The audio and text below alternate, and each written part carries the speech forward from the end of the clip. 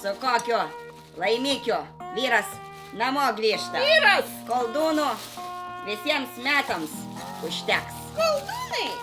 Ne per prabangiai! Su vištiena 85 procentai nuolaida. Nuotaika pakilėta. Tu, tokių nuolaidų nebūna. Tikriausiai pasenę. Nesusenę, Daiva. Kas ieško, tas randa. Jau matau išleido, kad kažkas slepiama. Rodyk čia pakelį. Ne, kad tu, Daiva, čia ne inspektorius ir netikrinsi. Nu, parašyta, vištelės sirgo paukščių gripu. Nu, kas čia tokio? Parašyta aiškiai išdėstyta instrukcija. Termiškai apdorojus, koldūnai. Viskas gerai, žmogui pavojaus nėra.